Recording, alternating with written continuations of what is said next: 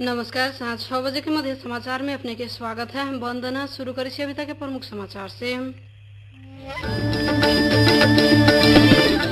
हिंदू सबके पावन पर्व श्री कृष्ण जन्माष्टमी आई देश भर भगवान श्री कृष्ण के पूजा आराधना करके श्रद्धा भक्ति पूर्वक मनायल जा रहा। संविधान जारी करे के स्थिति भेला पर तत्काल राजीनामा देवे के से प्रधानमंत्री भट्टराई के कहब। वर्तमान सरकार के बर्खास्त करे के परत से नेपाली कांग्रेस के केंद्रीय सदस्य डॉक्टर रामशरण महत के दावी। अब भारतीय योग गुरु रामदेव भ्रष्टाचार करिया धन विरुद्ध रामलीला मैदान से आई से अनशन कैलन शुरू। अब समाचार विस्तार से। हिंदू सबके पावन पर्व श्री कृष्ण जन्माष्टमी आज देश भर भगवान श्री कृष्ण के पूजा आराधना करके श्रद्धा भक्ति पूर्वक मनायल जा रहा है। ज्ञान योग, कर्म योग या भक्ति योग के प्रणेता भगवान श्री कृष्ण के जन्म द्वापर युग में भाद्र कृष्ण अष्टमी के मध्य रात में भेला से आई के दिन के श्री कृष्ण जन्माष्टमी या रात के मोहरात्रि से हो कहल जाए। देश भर के कृष्ण मंदिर में सवेरे से भक्तजन सबके भीड़ लागल है। आई के दिन मुल्क भर के कृष्ण मंदिर में भगवान श्री कृष्ण के पूजा आराधना, प्रवचन, भजन कीर्तन करे के साथ विशेष करके महिला सबके व्रत बैस के रात भर जागरण कर बैसे के प्रचलन रहा है। महाभारत के अनुसार कुरुक्षेत्र में कौरव सब संग के लड़ाई में संलग्न पांडव सब में से अर्जुन के उपदेश देवे के क्रम में स्वयं उनका मुखार बिंद से व्यक्त श्रीमद् भागवत गीता हिंदू सबके पवित्र ग्रंथ से हो मानल जाइए। एक क्रम में थप जानकारी देवे के लिए टेलीफोन संपर्क में छथ हमरा सबके सहकर्मी रामपूजन जी। रामपूजन जी जी नमस्कार। कत छी अखन? नमस्कार जी। अभी हम पूरा मलंगा के भ्रमण करके कृष्णमती आसपास में थी जी। मलंगा में जन्माष्टमी के केते के धूमधाम से केना मनाल जा रहा है जी? बंदा जी बहुत बढ़िया ढंग से जन्माष्टमी मनायल गेल रहा कि ऐसे लाग रहा है कि पूरा मलंगा वासी भगवान कृष्ण के भक्त हो गए। ई श्रद्धा ई भक्ति सब दिन ऐसे आशा करे जी। रोड पर भी ऐसे देखल गया है कि माई बहन सब जो भगवान कृष्ण के उपवास कैले छत मंदिर में जाके वो भीड़ ऐसे लाग रहा है। कोई हाथ में पूजा के थाली है तो अक्षत चंदन है और सब भगवान कृष्ण के भक्ति के गुणगान कर रहा। गीत में संगीत में वातावरण बने सब उनका सबसे मुखारबिंद से सुंदर सुंदर गीत संगीत भनक रहा है। ऐसे भगवान कृष्ण के और जन्म सब जो है भक्ति में चारों संगीत में गूंज रहा है। ऐसे रोड पर भी देखल गया है बहुत आदमी की भगवान कृष्ण के मूर्ति लेके कोई जा रहा है तो कोई मन ओहर दोहर कर रहा है, कोई भगवान कृष्ण के मंदिर बनावे के पंडाल सजा रहा है, बना रहा है। सब धूमधाम है। तन मन से दिलो जान से भक्त जन लागल है भगवान कृष्ण के जन्मदिन मनावे के लिए। जी रामपूजन जी जी जे मलंगमा के धूमधाम में गीत संगीत में केना कते के वातावरण है जी? बहुत सुंदर वातावरण है। चारों ओर ऐसे देखल गया है कि कोई व्यक्ति भगवान कृष्ण के जन्मदिन मनावे के लिए अपना घर में ही मूर्ति मंगा के वैसे सजा रहा है। विभिन्न किस्म को चाहिए गीत में कोई वहन प्रोग्राम रख ले तो कोई देख ले, कोई समूह पर, कोई ग्रुप में, कोई समूह में ले जाके मूर्ति रख के पूजा अर्चना करे के शुरुआत कैले हैं। तो कोई आदमी नदी में तो कोई पोखरी में, ऐसे पोखरी में भी कुछ देखल गया कि कुछ भक्तजन पोखरी में भी भगवान कृष्ण के मूर्ति का स्थापना करके पूजा अर्चना करे की व्यवस्था कैले है। बहुत बढ़िया। चारों ओर जब पहले तो दिनो जान से भक्तजन भीड़ भगवान कृष्ण के जन्मदिन मनावे के लिए। जी रामपूजन जी, हमरा सबके खास करके सर्लाही जिला में यानी मलंगमा में खास करके कोनो जन्माष्टमी मनावे के क्रम में कोनो अप्रिय कोनो दुखद घटना तो अभी तक न भेल है। दुखद घटना न है।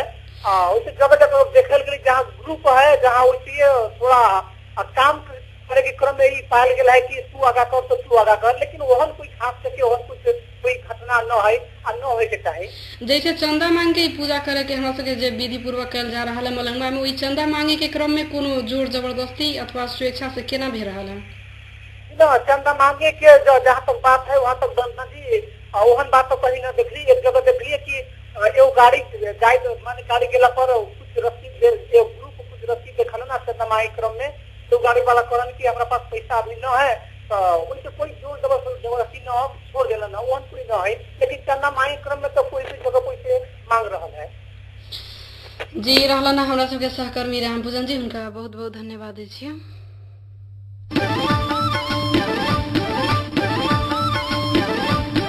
सर्लाही के लालबंदी बस्तीपुर में रहल 3 दिन से विद्युत आपूर्ति ठप भेला से एफएम रेडियो तथा सेवाग्राही मोर्चा में पीर पड़ल है। बिगड़ल ट्रांसफार्मर मरम्मत न भेला से लालबंदी 8 और 9 बस्तीपुर में 300 घर धुरी स्थानीय बासिंदा मोर्चा में पड़ल है। विद्युत न भेला से 19 घंटे जनरेटर चला के रेडियो संचालन करे पड़ला से रेडियो में अनावश्यक आर्थिक भार थपाल से रेडियो एकता के स्टेशन मैनेजर कृष्ण थपलिया बतौले बस्तीपुर 8 में रहल 50 केवी के ट्रांसफार्मर जलला के बाद इस क्षेत्र में संचालित उद्योग कल कारखाना एफएम रेडियो और सामान्य कामकाज समेत प्रभावित भेल है।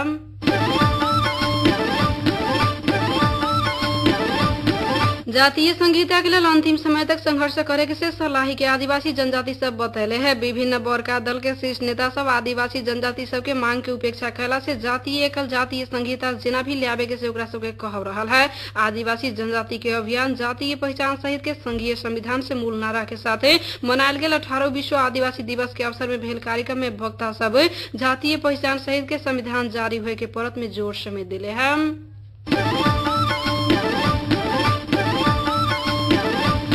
प्रधानमंत्री डाक्टर बाबूराम भट्टराई नेपाल के बहुसंख्यक आदिवासी जनजाति के राजनीतिक आर्थिक सामाजिक सांस्कृतिक अधिकार ऊपर लम्हर समय तक एकात्मक राज्य सत्ता विभेद के नीति अवलंबन कैले से बतौले 18 विश्व आदिवासी दिवस के अवसर में राजधानी में आयोजना कल गेल सभा के संबोधन करते प्रधानमंत्री राज्य के विभेदकारी नीति कहला से आदिवासी जनजाति सबके अपेक्षा कैला अनुसार के विकास हो न सकल से हो बतौले। संबोधन के क्रम में प्रधानमंत्री संघीयता पक्षधर आ ओकरा विरोधी सब बीच अंतर संघर्ष के कारण ऐतिहासिक संविधान विघटन होई पुगल से हो स्पष्ट कैलन।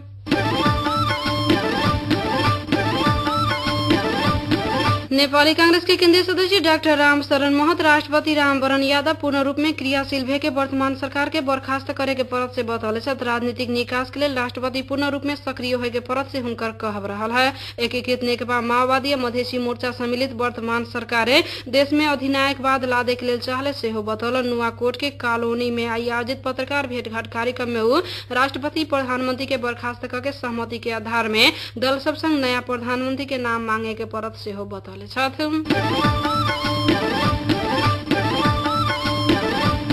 नेकपा माओवादी के सचिव नेत्र विक्रम चंद्र एकीकृत माओवादी के अध्यक्ष प्रचंड प्रधानमंत्री बाबूराम भट्टराई सभी क्षेत्र से पतन भे चुकल से बतौलन। सचिव चंद्र प्रचंड बाबूराम राजनीतिक तथा नैतिक रूप में पतन भे चुकला से अपने सब ओकरा सबके कार्रवाई करके पार्टी के पुनर्गठन कैले से हो बतौले। रिपोर्टर्स क्लब दांग के तुलसीपुर में कैले विशेष साक्षात्कार कार्यक्रम में चंद्र प्रचंड बाबूराम गलती स्वीकार करके रूपांतरित भेला पर पार्टी एकीकरण हो सके से संकेत कैले।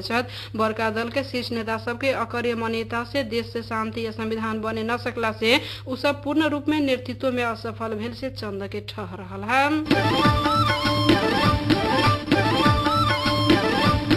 अब सीमा पार के खबर। भारतीय योग गुरु रामदेव भ्रष्टाचार करिया धन विरुद्ध रामलीला मैदान में ऐसे आंदोलन शुरू कैले बेर बेर अनशन बैसला पर भी सरकार सुनवाई न कैले से कहत सामाजिक कार्यकर्ता अन्ना हजारे पछाड़ी हटला के बाद रामदेव आंदोलन शुरू कैले।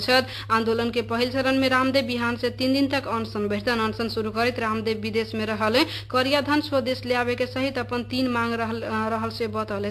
मजबूत लोकपाल विधेयक, सीबीआई के स्वतंत्र राखे के, निर्वाचन आयोग, सीबीआई या सीबीसी के प्रमुख के नियुक्ति के पारदर्शी बनावे के परत लगायत के रामदेव के मांग रहल है। अपना आंदोलन के गोप्य राखले योग गुरु रामदेव दोसर और तेसर चरण के आंदोलन बारे अगस्त 12 में बतावे के सेहो जानकारी दिले छथि।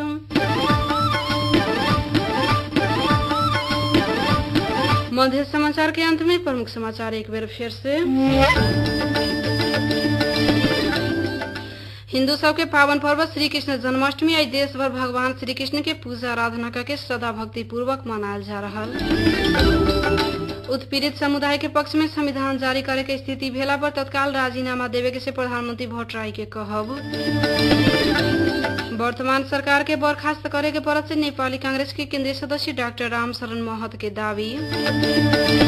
अब भारतीय योग गुरु रामदेव भ्रष्टाचार करिया धन विरुद्ध रामलीला मैदान में ऐसे आंदोलन कैलन शुरू। अही के संग साँझ 6 बजे के मध्य समाचार हेठों समाप्त हुई। हम वंदना दिया जाए के आगे सुनते रहो रेडियो मध्य 89.3 मेगाहर्ट्ज। नमस्कार।